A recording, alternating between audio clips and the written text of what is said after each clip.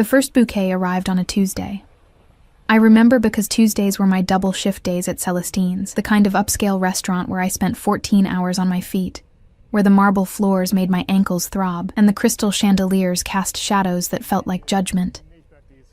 I was nobody there, a ghost in a black uniform, refilling water glasses for people who never looked at my face. The flowers were waiting on the staff table when I clocked in at 5 a.m. It's still dark outside, the kitchen already alive with the violent symphony of prep work, knives against cutting boards, pans clattering, the head chef barking orders in rapid French. My name was scrawled on the card in the florist's handwriting, not the sender's, for the girl who deserves to be seen. No signature. Just those 7 words that made my chest constrict in a way I couldn't name. The roses were deep crimson, almost black at the edges, their petals soft as skin. I'd never received flowers before. Not once in my 23 years of invisible existence. Someone's got an admirer, Marcus, one of the line cooks, called out with a knowing grin. I shook my head, cheeks burning, and shoved the bouquet into my locker. Probably a mistake. Wrong girl. Wrong name. The universe didn't send flowers to people like me, people who counted coins for the bus fare, who wore the same 3 outfits on rotation, who came home to a studio apartment where the radiator clanked like it was dying and the walls were so thin I could hear my neighbor's television through the night. But the next day there were more. White lilies this time, their fragrance almost obscene in its sweetness, filling the staff room with a scent that felt too pure for the greasy reality of a restaurant kitchen. Same card. Same handwriting. You looked tired yesterday. Rest when you can. My hands trembled as I read it. Someone was watching me. Someone had seen me here, in this place where I was supposed to be invisible. The thought should have terrified me, and part of me registered the danger, the wrongness of anonymous attention. But another part, the part that had been starving for years, felt something else entirely. Hunger. By the end of the week, the other staff members stopped teasing. The flowers kept coming. Gardenias, peonies, exotic orchids that must have cost more than my weekly paycheck. I started arriving early just to see what would be waiting, my heart a frantic thing in my chest, equal parts dread and anticipation. You need to report this, my supervisor Janet said on Friday, her face pinched with concern. This isn't normal, sweetie. This is stalking. But I didn't report it. I took each bouquet home, lined them up on my windowsill until my apartment looked like a funeral home. And I stared at those cards every night, tracing the words with my fingertip like they were scripture. Your smile is worth more than you know. The way you move through a room is poetry. I see you. 3 weeks in, I started looking for him. I studied every man who walked through Celestine's doors, searching for recognition in their eyes. Some flicker that would betray the sender, but the clientele were all the same. Wealthy, polished, so far removed from my world, they might as well have been a different species. They looked through me, past me, their conversations about mergers and summer homes in the Hamptons filling the air, while I poured their wine and cleared their plates, until him. He arrived on a Wednesday evening, and the entire restaurant seemed to shift. I felt it before I saw him, a change in atmospheric pressure, the way animals sense storms. The maitre d', who never showed deference to anyone, straightened his spine and moved with unusual speed. 2 men in dark suits entered first, their eyes scanning the room with mechanical precision, hands resting near their belts in a way that made my survival instincts scream danger. Then he walked in. Young, maybe 30, 32. Devastating in the way natural disasters are devastating, beautiful and terrifying and utterly destructive. Dark hair pushed back from a face that could have been carved from marble, sharp jaw, and eyes so dark they looked black in the candlelight. He wore a suit that probably cost more than a year of my rent, charcoal gray with a crisp white shirt open at the collar, and he moved like violence contained in expensive fabric. But it wasn't his looks that froze me in place. It was the way everyone reacted to him. The entire dining room went quiet. Not silent, but muted. Conversations dropped to whispers, silverware handled more carefully, as if noise itself might offend him. The manager materialized from his office, personally escorting the man to a private corner table, the best in the house, where he could see every entrance and exit. "That's Dante Moretti," whispered Claire, another server, her voice barely audible as we stood in the service station. Her face had gone pale. "Don't stare. Don't make eye contact. Just stay away from that section. Who is he?" She looked at me like I'd asked what oxygen was. "You really don't know? He runs half the city. The Moretti family. They're..." She trailed off, glancing nervously toward his table. "They're not people you want to notice you." My mouth went dry. Mafia. She didn't say the word, but it hung between us anyway, heavy and ominous. I should have listened. I should have stayed in my section, kept my head down, remained the ghost I'd always been. But fate, or something darker, had other plans. It was my own clumsiness that damned me. I was crossing the dining room with a tray of champagne glasses, moving between tables with the practiced efficiency of someone who'd done this 10,000 times. But my ankle twisted, the marble floors, my exhausted body, the cheap shoes that were falling apart. And suddenly I was falling, the tray tilting, and I watched in horror as 6 crystal flutes arced through the air in slow motion, directly toward his table, time fractured. I heard my own gasp, the collective intake of breath from nearby diners, and then he moved. Faster than should have been possible, he was on his feet, catching 3 glasses with impossible precision while the other 3 shattered against the floor in an explosion of crystal and champagne. The sound was deafening in the hushed restaurant, like gunshots, and I stood frozen, still holding the empty tray, my face burning with humiliation so intense I thought I might combust. "I'm so sorry," I whispered, the words catching in my throat. "I'm so... Look at me." His voice stopped my heart, deep, quiet, with an edge that suggested violence was always an option. Not American. Italian, maybe, with just a trace of an accent that made every syllable feel deliberate. I lifted my eyes and drowned. He was looking at me the way a predator looks at prey, focused, intense, with an intelligence that felt invasive. His eyes weren't black. They were dark brown, almost amber in the candlelight, and they moved over my face like he was memorizing every feature, cataloging every detail. The 2 men in suits had moved closer, flanking him, their hands inside their jackets, but he held up one finger and they stopped. "What's your name?" he asked. "Arya." My voice sounded foreign to my own ears. Small, breakable, something flickered across his face. Recognition, satisfaction, but it was gone before I could identify it. "Arya," he repeated, and the way he said it made it sound like a different word entirely. Something precious. Claimed. "Do you always fall so beautifully?" My brain couldn't process the question. The manager was rushing over, apologizing profusely, snapping his fingers at other staff to clean up the mess, and I knew I was about to be fired. 4 months at Celestine's, my best job yet, and I'd just destroyed it by assaulting a mobster with champagne. But Dante Moretti held up his hand, silencing the manager mid-grovel. "She stays," he said, not looking away from me. "And bring me a towel. She's bleeding." I glanced down.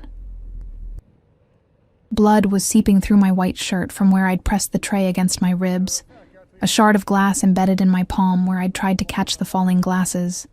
I hadn't even felt it. The adrenaline had turned everything distant and dreamlike. "I'm fine," I said automatically, taking a step back. "I'll just... sit." It wasn't a request. The word carried weight, authority, the expectation of absolute obedience.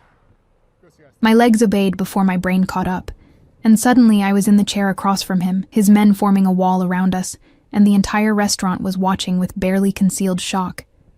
He reached for my hand, the bleeding one, and I flinched, but his grip was gentle as he turned my palm up, examining the wound with clinical precision.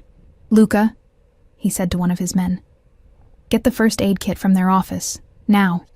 The man disappeared. "This will scar," Dante said, his thumb brushing the skin near the cut, and I felt that touch everywhere, like electricity racing through my nervous system. "You should be more careful." "I didn't mean to," I started, but he cut me off. "I know." Those dark eyes lifted to mine again. "You're exhausted. You work too much. 14-hour shifts, 6 days a week. For what? Minimum wage and tips that barely cover your rent? My blood turned to ice. How do you... I make it my business to know things.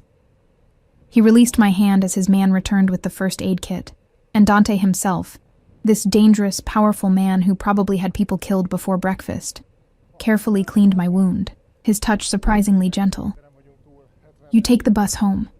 The 47 at 1:30 a.m.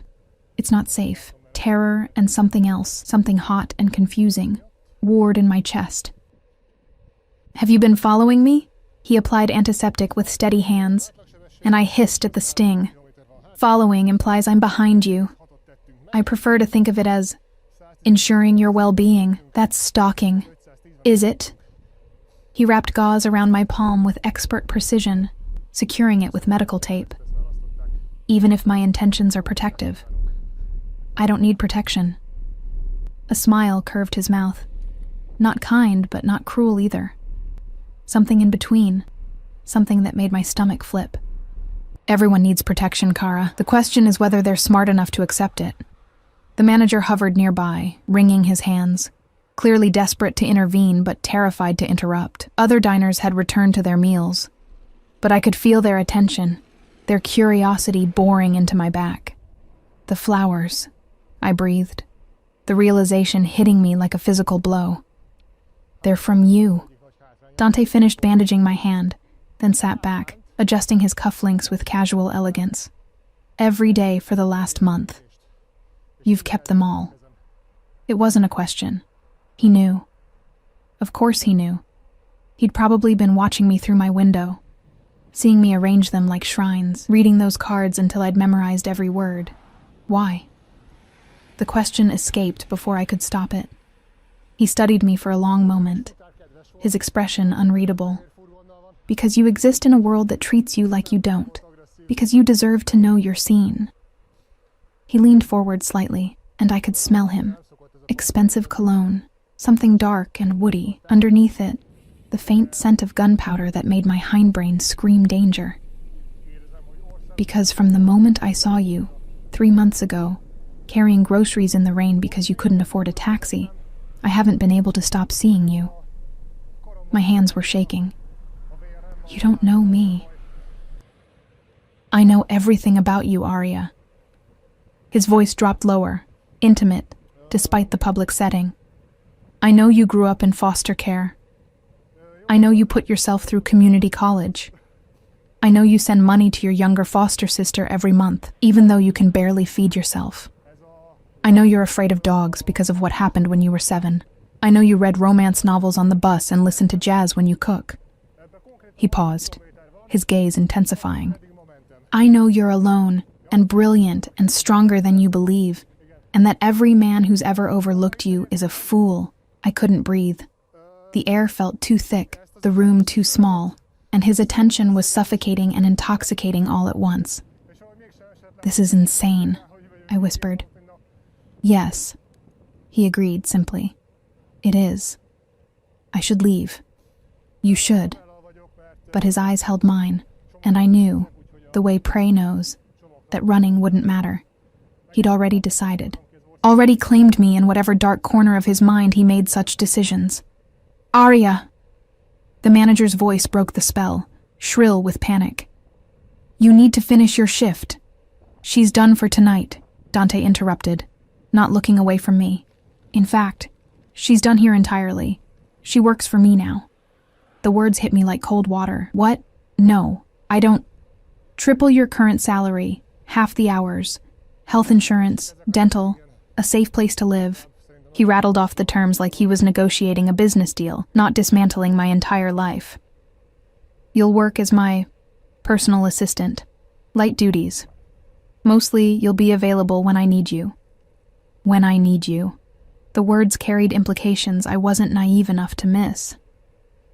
And if I say no, something dangerous flashed through his expression, gone so quickly I might have imagined it. You won't. You're very confident. I'm very patient.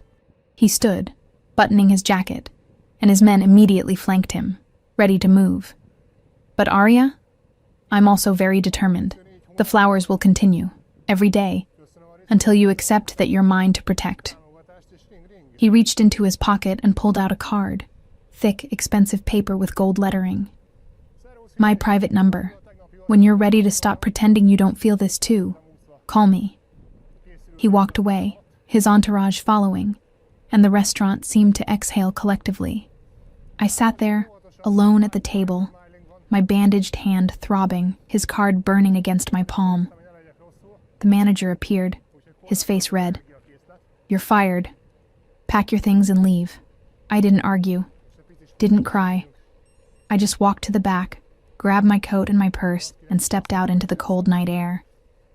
The card felt heavy in my pocket. My phone buzzed. A text from an unknown number. My driver will take you home. Black Mercedes. Don't argue. I looked up. The car was already there, parked at the curb, and through the tinted window, I could just make out a figure waiting. I should have walked away.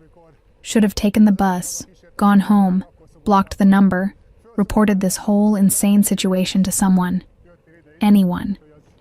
Instead, I got in the car. The leather seats were warm. Classical music played softly through the speakers.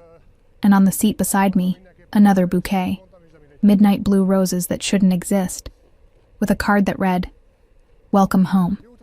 The driver didn't speak during the entire ride, and I was grateful for the silence. My mind was a war zone, logic screaming at me to jump out at the next red light, survival instincts cataloging every possible danger, while some deeper, more primitive part of me hummed with satisfaction at being seen, chosen, claimed by someone who made the world bend around him.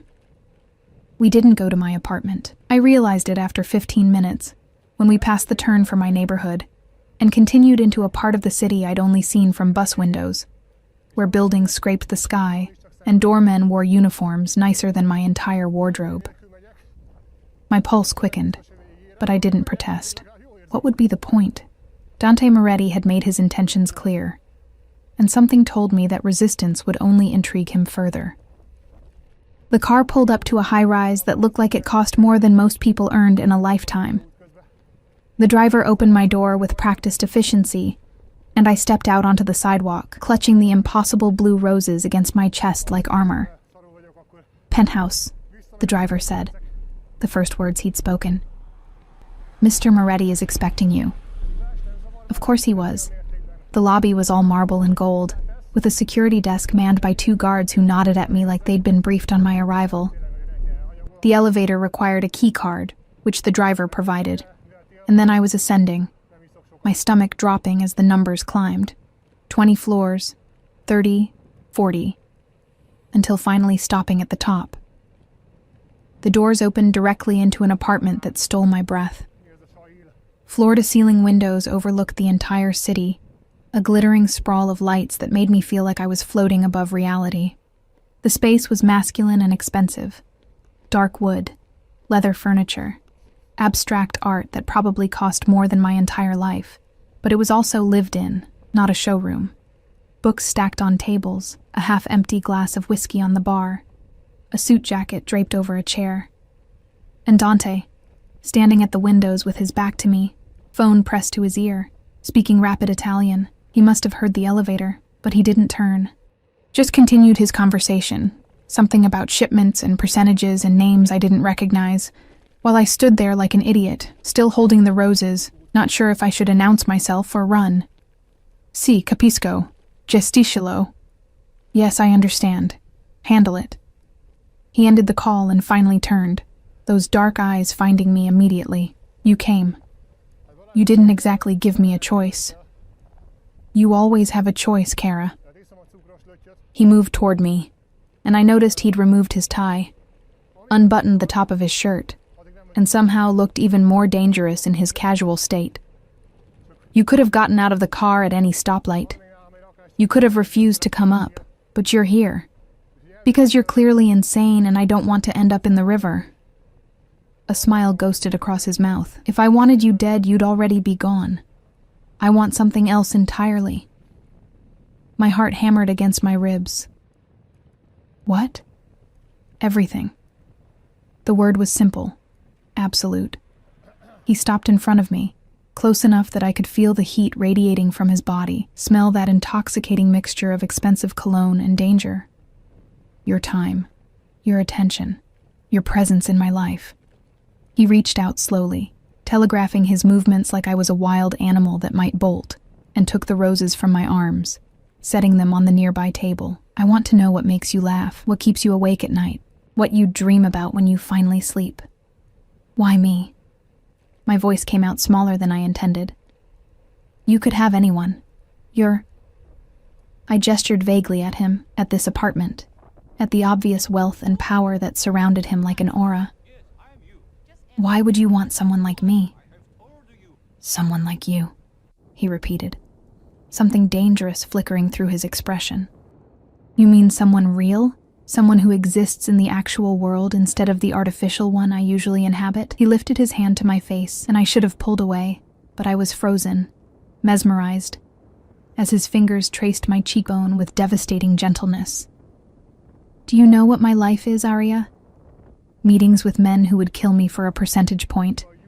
Dinners with women who see dollar signs instead of a person. Every conversation is strategy.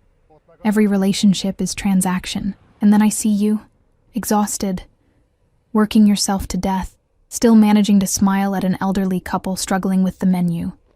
Genuine, unguarded, alive. His thumb brushed across my lower lip, and I forgot how to breathe. I've spent 3 months watching you, he continued, his voice dropping to something almost reverent.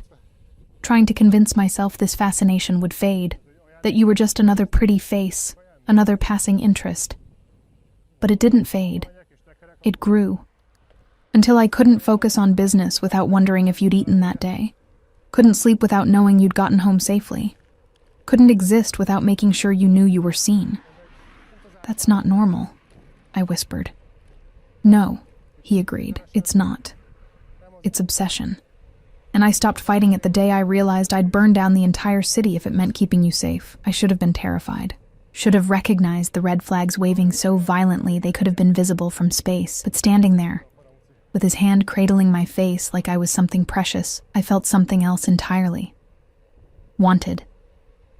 For the first time in my invisible life, someone saw me. Really saw me.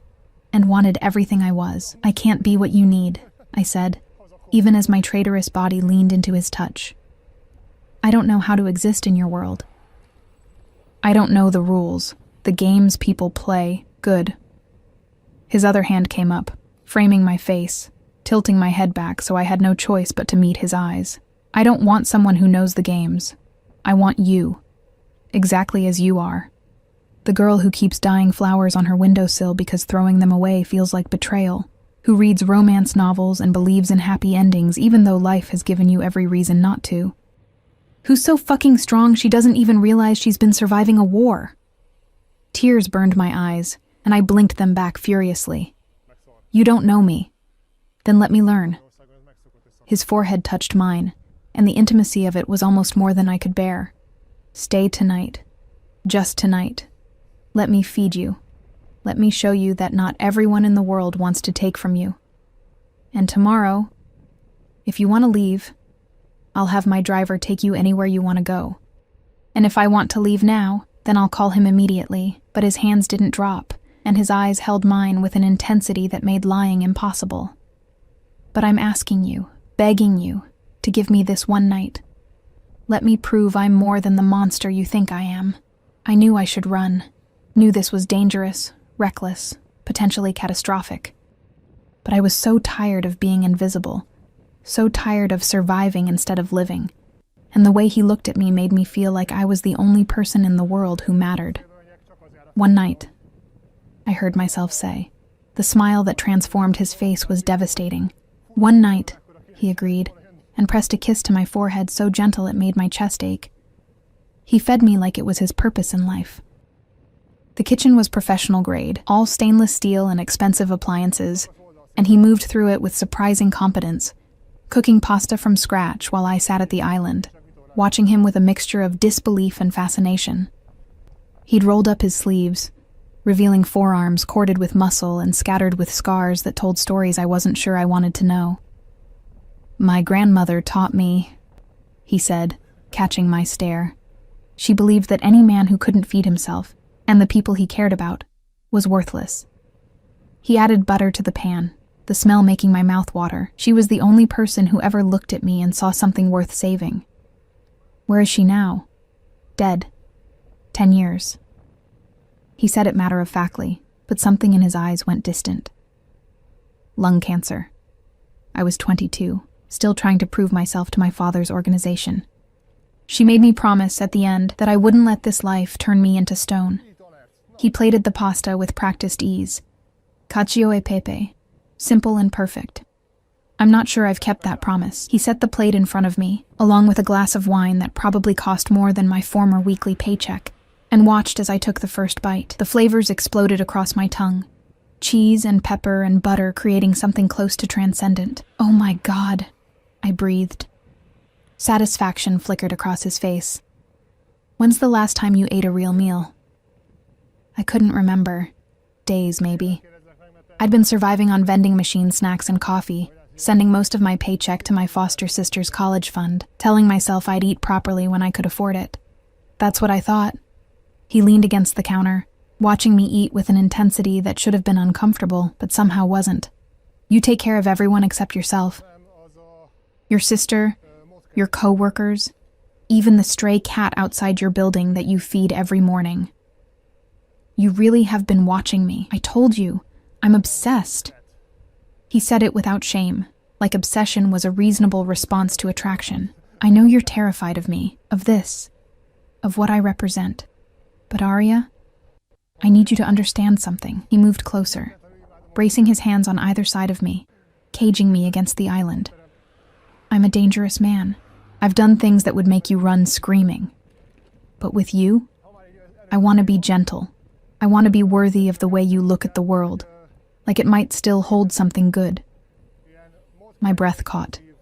I don't look at the world like that. Yes, you do. You just don't realize it. His hand came up, tucking a strand of hair behind my ear. You exist in darkness, but refuse to become dark. That's not weakness, Kara. That's strength beyond anything I've ever possessed. You give me too much credit. You don't give yourself enough. He pulled back, giving me space, and I immediately missed his proximity, which terrified me more than anything else that had happened tonight. Finish eating. Then I'll show you where you'll sleep. I expected him to lead me to his bedroom, to proposition me with the blunt entitlement that men in his position usually possessed. Instead, he took me to a guest room that looked like something from a luxury hotel. Enormous bed with soft white linens, an ensuite bathroom with heated floors, a view of the city that made me feel like I was dreaming. Everything you need is in the closet and bathroom, he said, standing in the doorway like he was afraid to enter, afraid his presence would contaminate the space. Clothes in your size, toiletries, whatever you want. The door locks from the inside if it makes you feel safer. I turned to him, confused. You're not? No, his jaw tightened. I told you I wanted everything and I meant it. But I'm not taking anything you're not ready to give. This is your space, your choice. Always. Something in my chest cracked open. I don't understand you. I know. He gave me a sad smile. Most people don't. But you will, eventually, if you let me show you. He started to leave, then paused. Arya, the flowers tomorrow will be orchids. Your favorites. Even though you've never told anyone, I notice things. Remember that. He closed the door quietly, and I stood there in the silent luxury, my mind reeling. I should have locked the door. Should have called someone, though who would I call?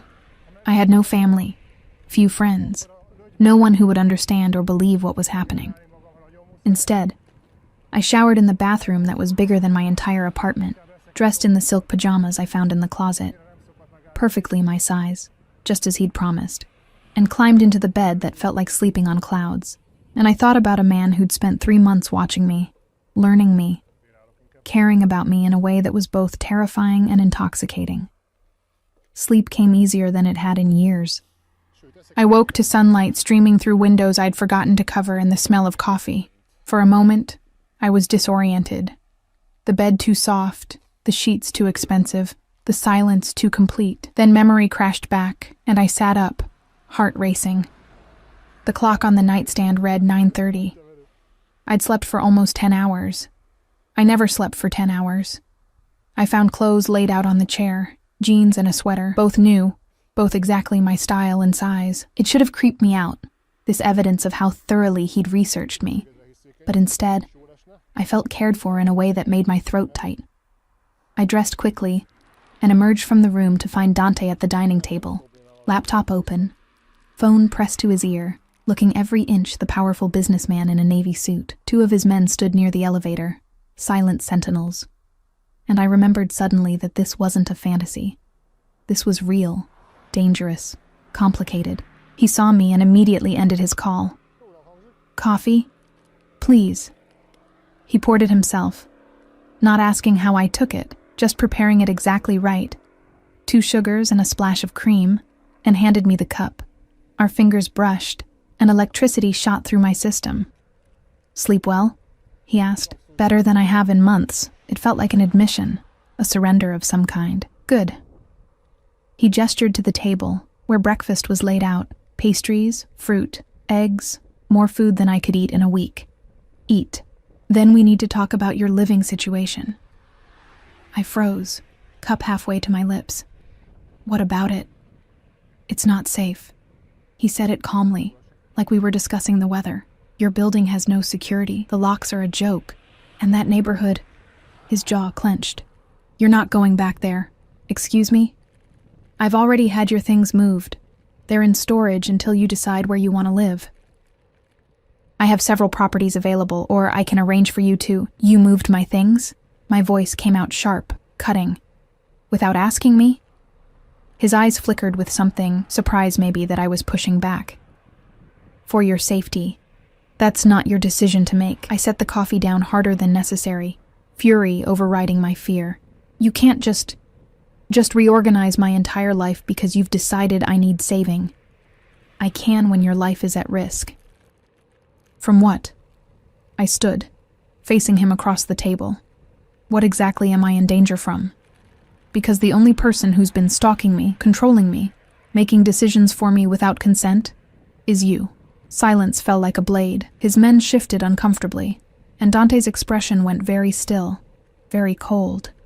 This was the Mafia boss, I realized.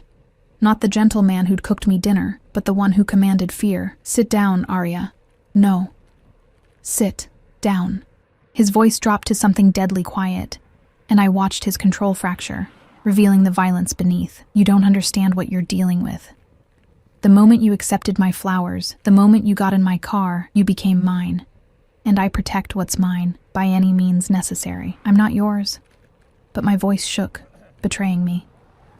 He moved around the table with predatory grace, and I held my ground even though everything in me screamed to run. "Yes," he said softly, stopping close enough that I had to tilt my head back to maintain eye contact. "You are. You became mine the moment I decided you were. And that's not arrogance, Kara. That's fact. In my world, I don't ask permission. I take what I want and I eliminate anything that threatens it. Then I'm leaving." I moved toward the elevator, but his hand shot out, gripping my wrist. Not painfully, but immovably. "You're not." His thumb pressed against my racing pulse. "Because you know, deep down, that I'm the only thing standing between you and a world that would destroy you. You've been barely surviving, one catastrophe away from homelessness, and you're too proud to admit you need help, so I'm giving it to you, whether you want it or not." Tears burned my eyes, tears of fury and frustration, and the horrible realization that he was right. I had been drowning, slowly, for years, pretending I was fine when I was falling apart. And he'd seen it, seen through my carefully constructed facade to the desperation underneath. "I hate you," I whispered. "I know." He released my wrist, but his eyes held mine. "Hate me if you need to, but you're staying. You're safe. And eventually you'll realize I'm not your enemy. Then what are you?" His smile was terrifying in its gentleness. "Your future." The elevator chimed, someone arriving, and the temperature in the room dropped several degrees. Dante's men immediately moved, hands inside their jackets, positioning themselves between us and whoever was coming up. The doors opened, and a woman stepped out. Beautiful, polished, expensive. Everything I wasn't. She wore a designer dress that probably cost more than a car, her dark hair perfectly styled, her makeup flawless. And the way she looked at Dante, possessive, familiar, furious, told me everything I needed to know. "So it's true," she said, her voice dripping venom. The great Dante Moretti, obsessed with some nobody waitress. Dante's entire body went rigid. "Get out, Isabella." "I don't think so." She sauntered further into the apartment, her eyes raking over me with undisguised contempt. "I want to see what's so special about her. What made you break our arrangement?" "We had no arrangement, didn't we?" She smiled, cruel and sharp. 2 years, Dante. 2 years of understanding. And you throw it away for this? I felt small, dirty, completely out of my depth. This was his world. Beautiful, vicious people who spoke in codes I didn't understand. Playing games with stakes I couldn't fathom. "Arya," Dante said quietly, not looking away from Isabella. "Go back to your room." "No." The word surprised me as much as it did him. I was tired of being dismissed, invisible, treated like I didn't matter. "I'm not hiding from her." Isabella laughed, a sound like breaking glass. "Oh, she has some fire. How delightful.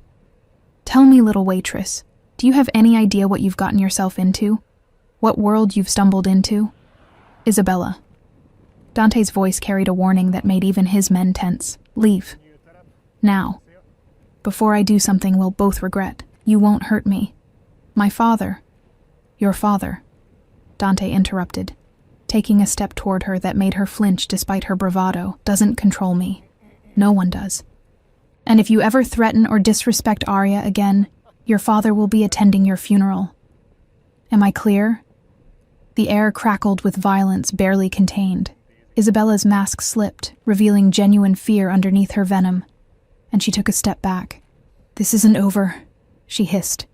"She's going to get you killed, Dante. Mark my words." She left, the elevator doors closing behind her, and the silence that remained felt heavy, ominous. Dante turned to me, and his expression was anguished. "I'm sorry you had to see that." "Who was she?"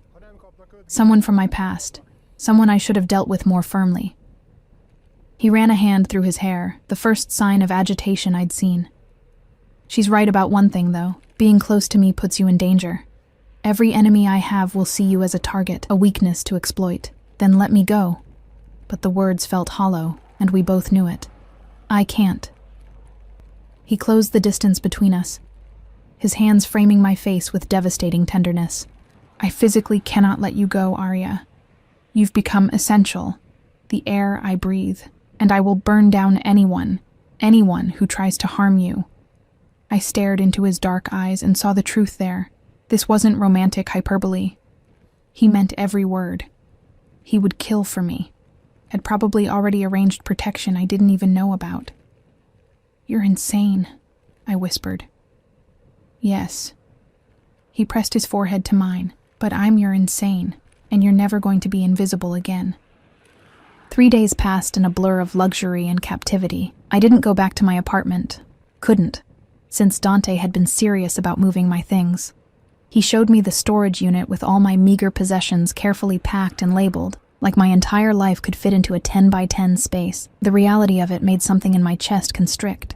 He gave me space during the days, disappearing for hours into meetings I wasn't privy to, phone calls conducted in rapid Italian that I couldn't understand. But every evening, he returned, bringing dinner or cooking it himself, asking about my day even though we both knew I'd spent it in his penthouse, reading books from his extensive library, or staring out at the city that felt increasingly like a gilded cage. The flowers continued. Every morning, a new bouquet appeared. Orchids, as he'd promised, then tulips, then rare blooms I couldn't even name. Each card unsigned, but the messages grew bolder. "You looked beautiful sleeping. I checked on you last night. Your sister called. I paid her tuition. Don't argue. I'm trying to be patient. It's not my strength." That last one arrived on the 4th morning, and I stared at it for a long time, my hands trembling. The casual admission that he'd entered my room while I slept should have terrified me. Instead, I felt something darker, a twisted satisfaction that his control was fraying, that I affected him as much as he affected me. I was losing myself in this, losing the girl who'd been independent and strong and determined to survive on her own terms. Being cared for was addictive, seductive, and every day I felt myself slipping further into dependence on a man who terrified and fascinated me in equal measure. "You're thinking too loud," Dante said from behind me. I jumped. He'd come in without my noticing, dressed in black slacks and a white shirt rolled to his elbows, looking less like a mobster and more like some dark angel. His hair was still damp from a shower, and I caught the scent of his cologne mixed with something clean and masculine. "You paid my sister's tuition," I said, turning to face him. "That's over $40,000. I'm aware." "You can't just—" "I can. I did." He moved to the bar, pouring himself a drink even though it was barely noon.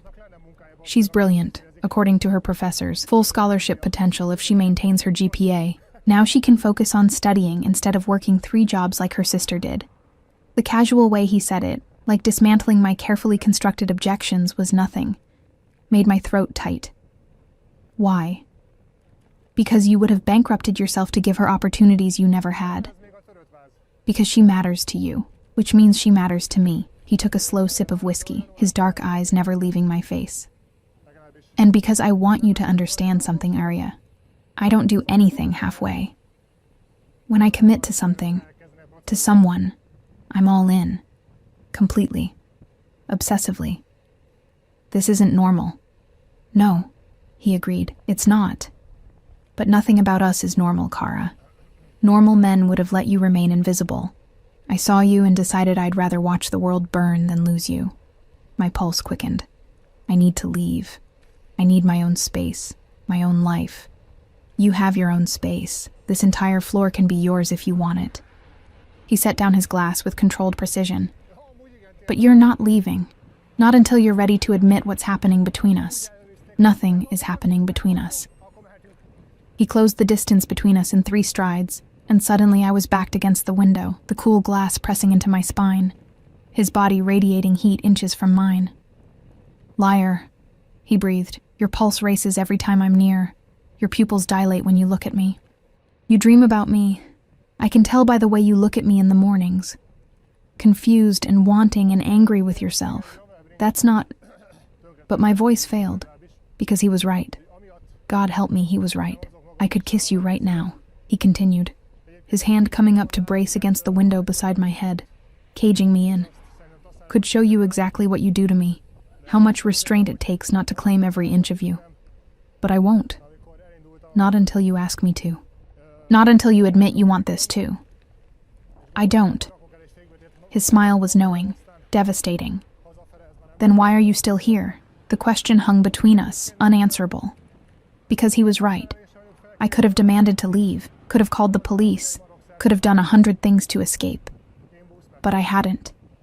Because some broken part of me craved this attention, this obsession, this feeling of mattering to someone. His phone buzzed, shattering the moment. He stepped back, jaw clenching as he read the message. Whatever it said made his expression go cold, dangerous. "I have to go," he said. "Business that can't wait. Luca will be outside your door. Don't leave the building. Dante, please." The word sounded foreign coming from him, like he rarely used it. "I need to know you're safe, just for today. Stay here." Then he was gone, and I was alone with the flowers and the city view, and the growing realization that I was falling for my captor. Evening came, and Dante didn't return. I tried not to worry, tried to convince myself it wasn't my concern, but my mind conjured terrible scenarios. Shootouts, betrayals, all the violence his world entailed. Luca remained posted outside, silent and intimidating, and I paced the apartment like a caged animal. At midnight, the elevator chimed. I rushed toward it, expecting Dante, but instead found a man I didn't recognize. Older, expensive suit, cold eyes that swept over me with calculating interest. Behind him, 2 more men. And the way Luca tensed told me everything I needed to know. This wasn't a friend. "So you're the girl," the man said, his accent thicker than Dante's, "the one causing such disruption. I expected someone more. Who are you?" I kept my voice steady despite my racing heart. "Antonio Moretti, Dante's father." He smiled, and it was nothing like his son's. This was cruelty wrapped in charm. We need to talk about your relationship with my son. There is no relationship. Don't insult my intelligence. He moved into the apartment like he owned it, which I realized he probably did in some legal sense. My son has been distracted, unfocused, making decisions based on emotion rather than strategy, all because of you. Luca had followed them in, his hand visibly inside his jacket now. The tension was suffocating. That's not my fault, I said. Isn't it? Antonio poured himself a drink without asking, making himself comfortable. You exist. You catch his attention. You accept his gifts. You stay in his home. And now his enemies circle, seeing weakness, seeing opportunity. Then I'll leave. I'll disappear. Just let me. Too late for that. He turned to face me fully. You've already been marked. Isabella's family knows about you. The Russians know, the Colombians. Everyone who wants Dante vulnerable now knows exactly how to hurt him. Through you. Ice flooded my veins. What do you want? I want you gone. Permanently. I want you to take the money I'm offering, more than you'd earn in 10 lifetimes, and disappear. Change your name. Leave the country. Never contact my son again. The elevator chimed again, and this time it was Dante, his suit jacket gone, his shirt stained with something dark that might have been blood. His eyes swept the room, landing on his father with an expression of pure fury. Get away from her. Dante. Antonio's voice carried disappointment. We're just talking. You're threatening her, in my home. Dante moved to stand between us, a wall of protective rage. Leave. Now, before I forget you're my father. She's making you weak. She's making me human. Dante's hand found mine, pulling me close against his side. Something you never understood. Now get out. The two men stared at each other, years of history and violence crackling between them. Finally, Antonio shrugged. You'll regret this. When they come for her, and they will, you'll wish you'd listened to me.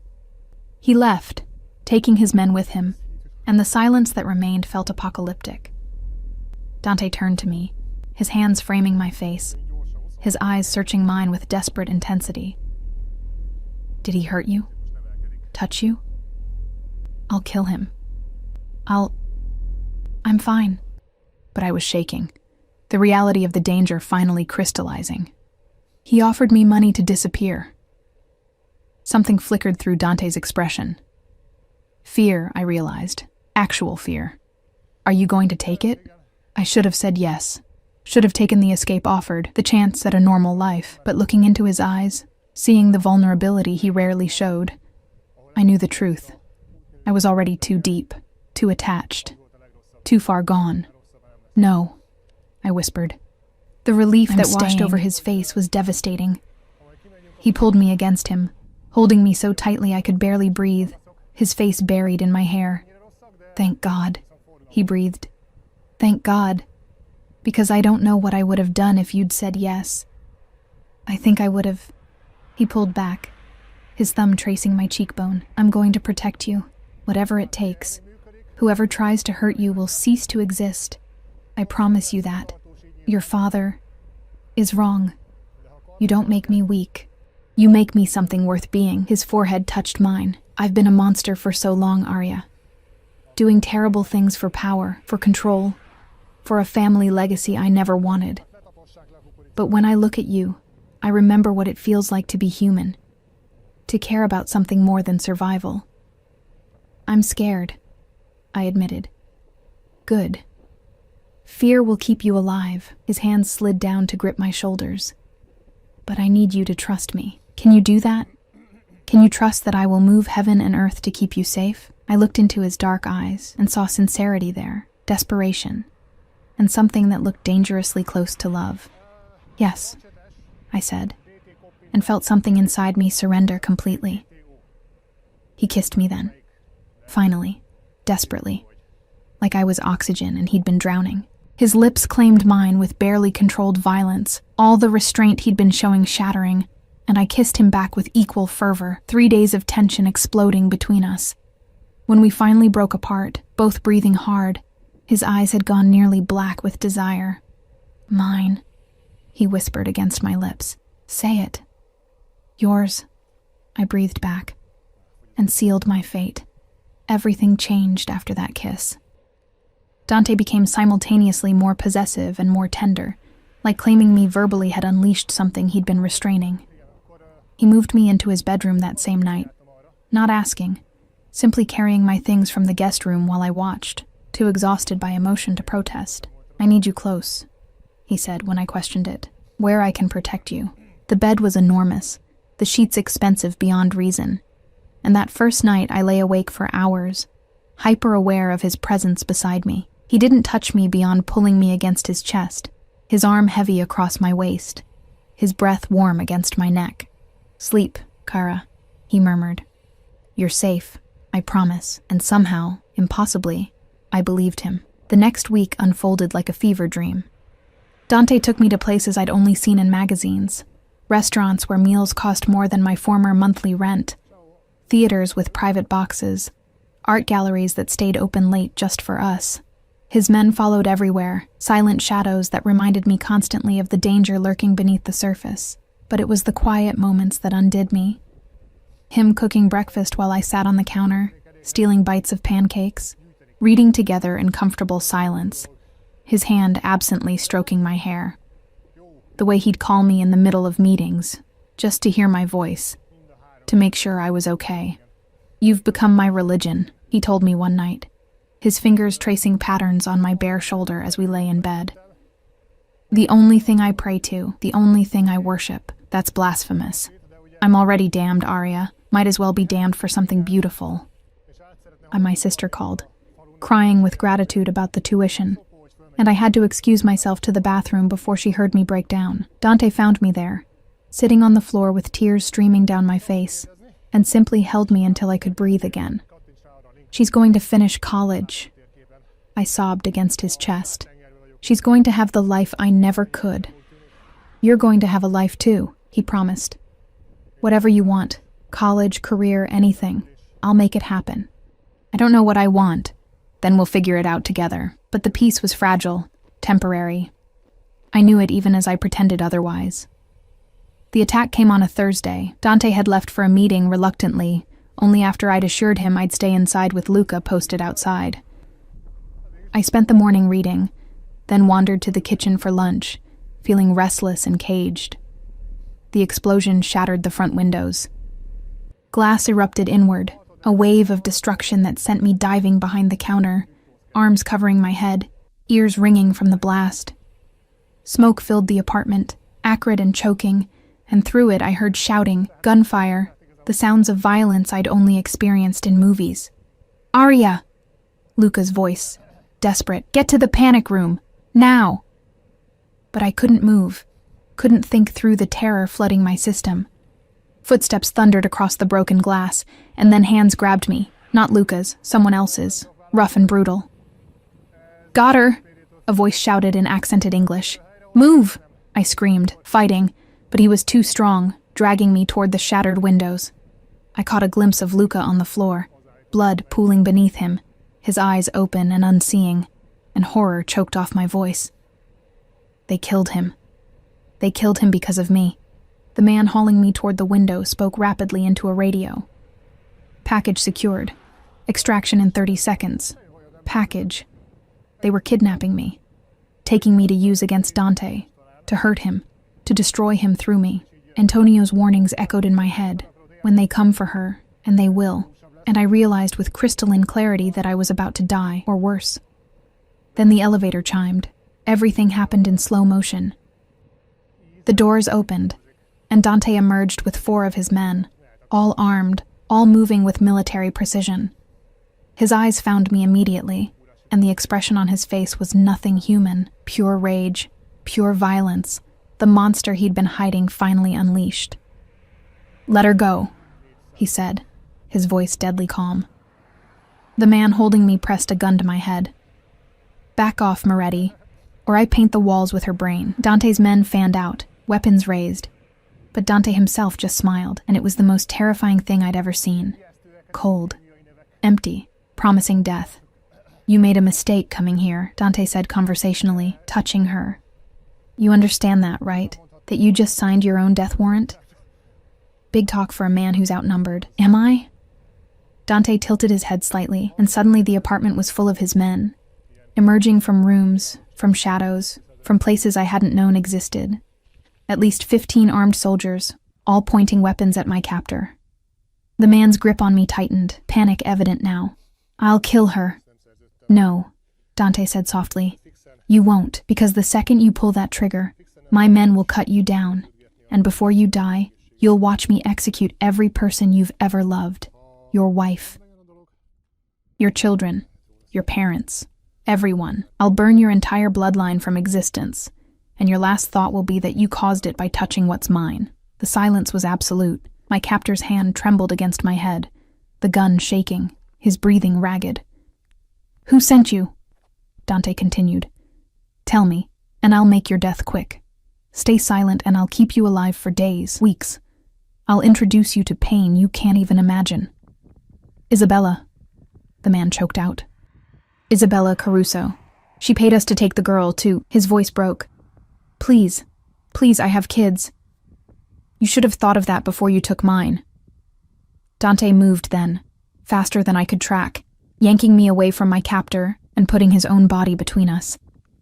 The gunshot was deafening in the enclosed space, and I screamed as my captor dropped, a bullet hole between his eyes. Dante's men swarmed, securing the area, checking bodies, speaking in rapid Italian. But Dante only had eyes for me, his hands frantically running over my body, checking for injuries, his face drained of color. Are you hurt? Did they touch you? I'll kill them all. I'm okay. I managed, though I was shaking so hard my teeth chattered. Luca, I know. His jaw clenched. He died protecting you. He'll be honored for that. The casual way he said it, like death was just another transaction, made something in me crack. This is because of me. He died because of me. No. Dante gripped my face, forcing me to look at him. He died because my enemies are cowards who target the innocent. This is on them, not you. Never you. But I could see Luca's body from where we stood, could see the blood spreading across expensive marble, and I knew the truth. This was my life now. Violence and death and constant fear. This was what loving Dante meant. I can't do this, I whispered. Something flickered through his eyes, devastation, quickly hidden. Yes, you can. You're stronger than... No. I pulled away from him, wrapping my arms around myself. I can't live like this, knowing people are dying because of me. That I'm a target, a weakness. I can't... Then I'll end it.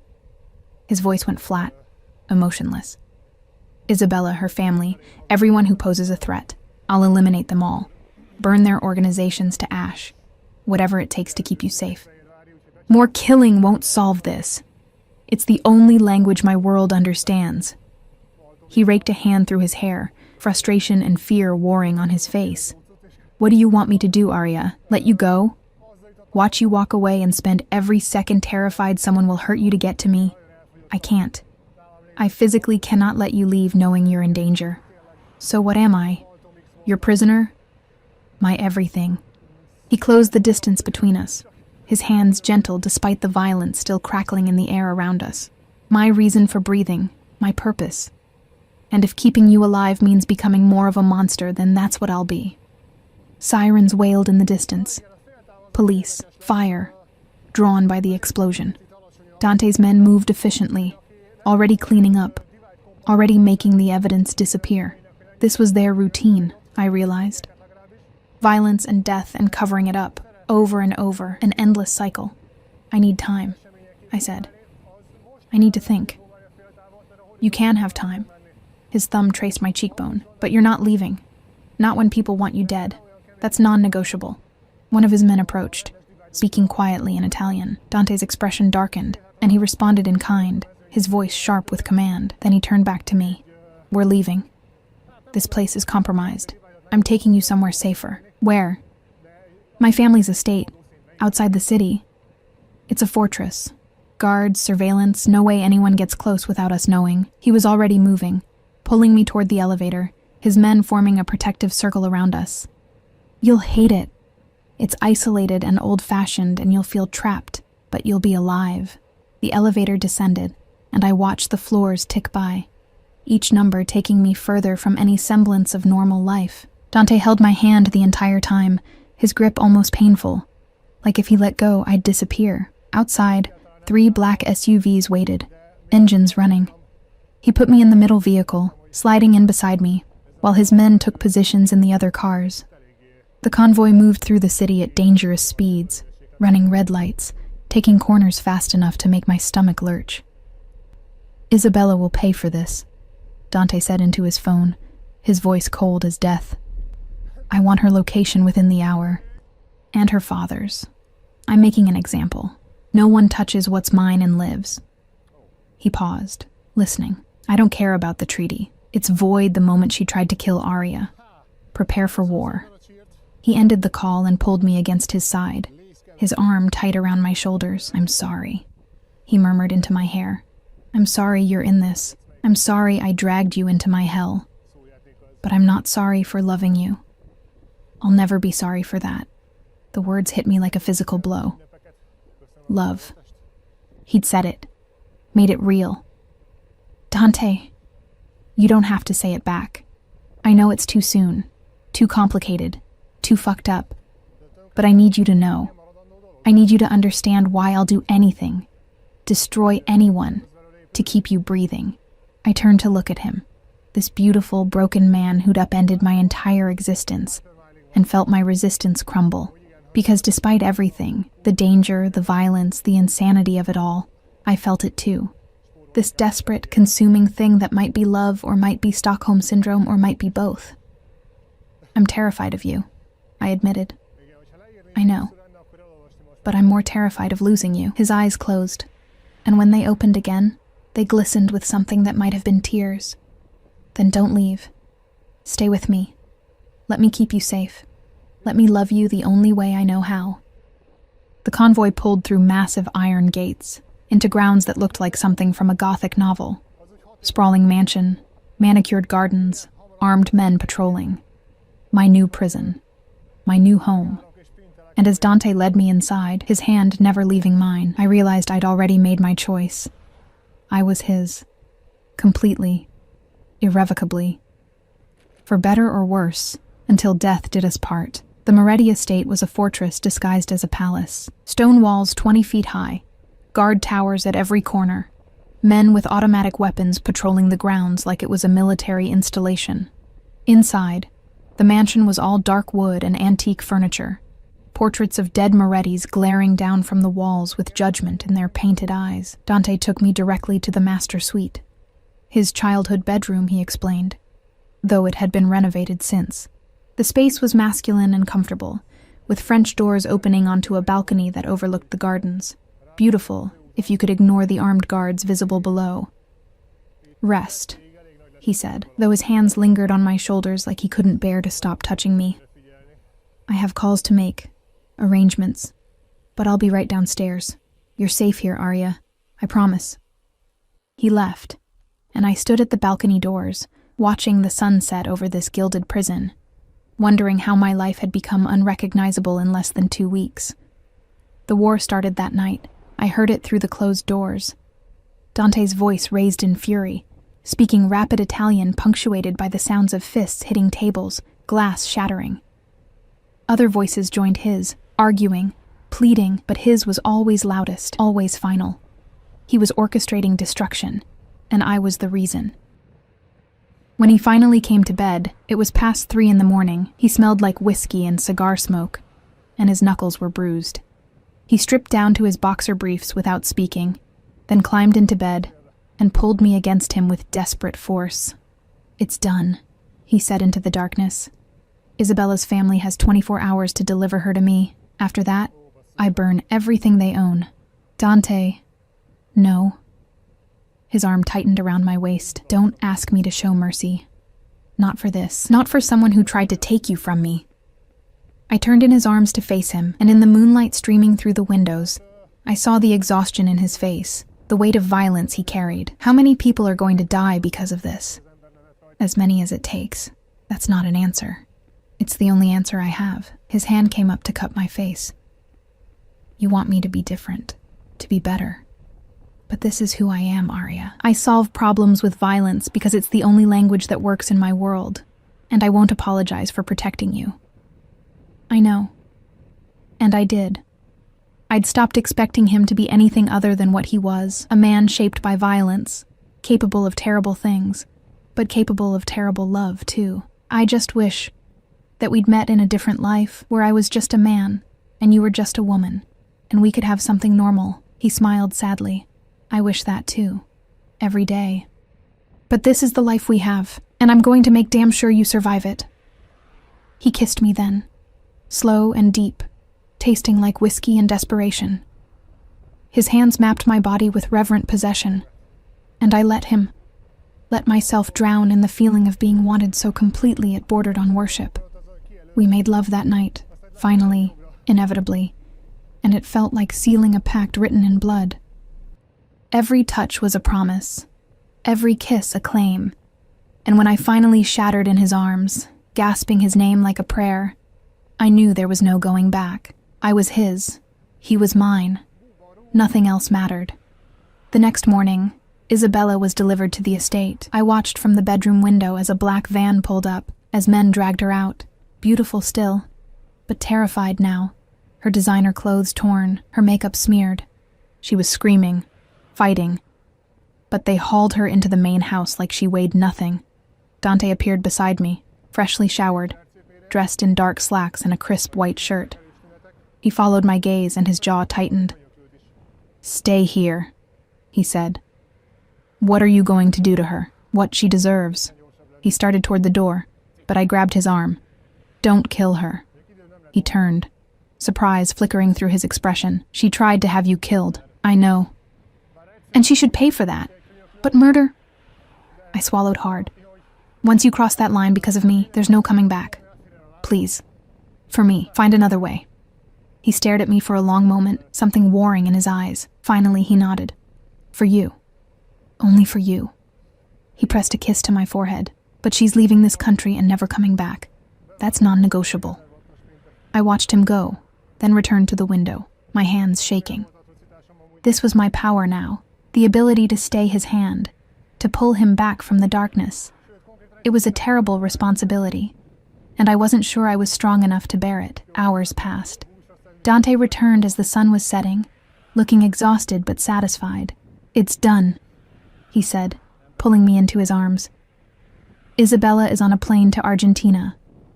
Her family has agreed to exile her permanently. No contact with you, no retaliation, no coming back. They've also paid reparations, blood money, essentially, and dissolved their alliance with the Russians." "That's it? She just leaves?" "She leaves with nothing. No money, no protection, no family support. She'll spend the rest of her life looking over her shoulder, knowing that if she ever sets foot in this country again, I'll finish what I started." His hand stroked my hair. "You saved her life today, Kara.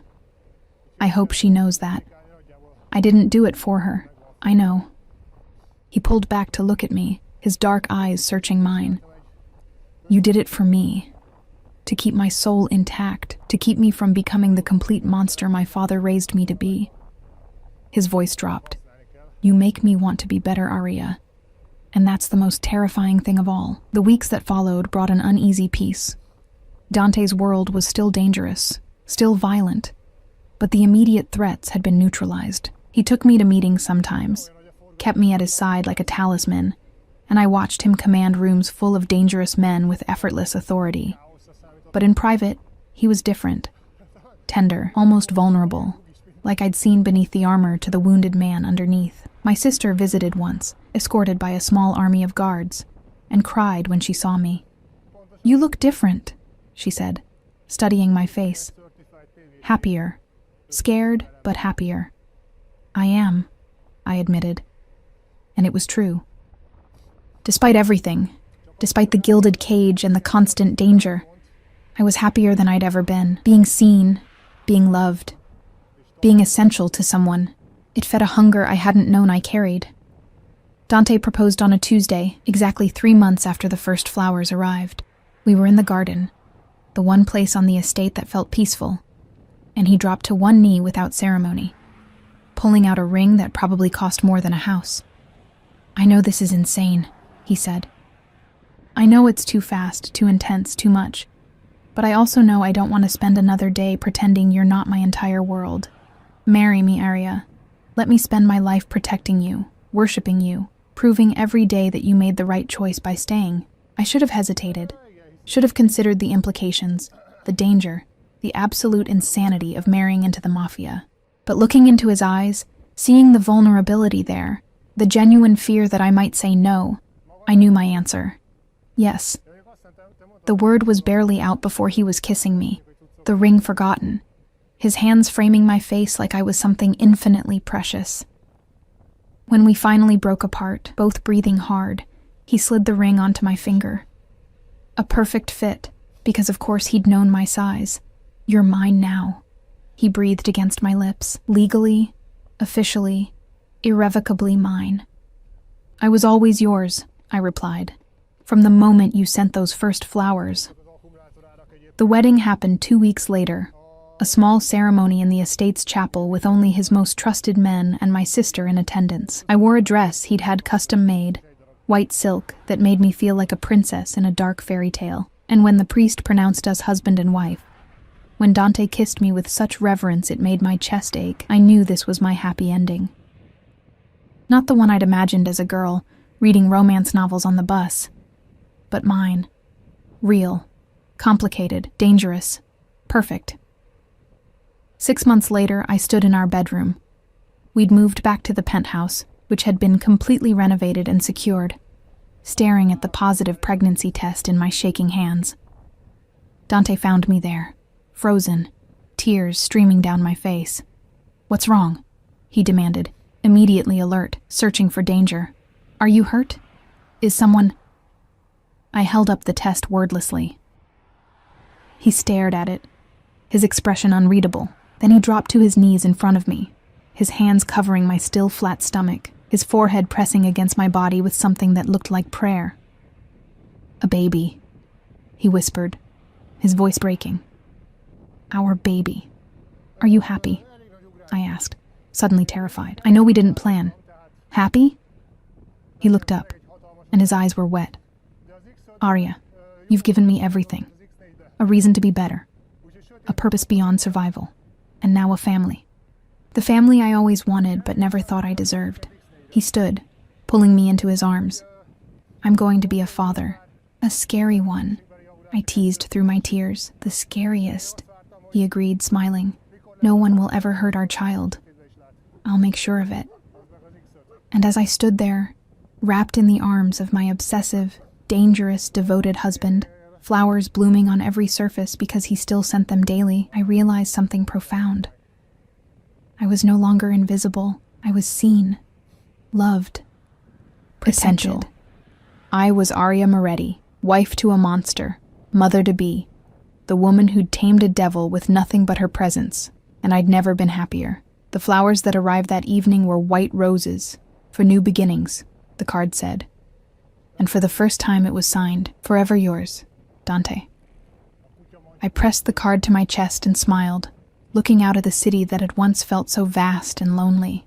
Now it felt small, manageable, because I had someone who would burn it all down to keep me safe. My dark fairy tale had its happy ending after all, just not the kind anyone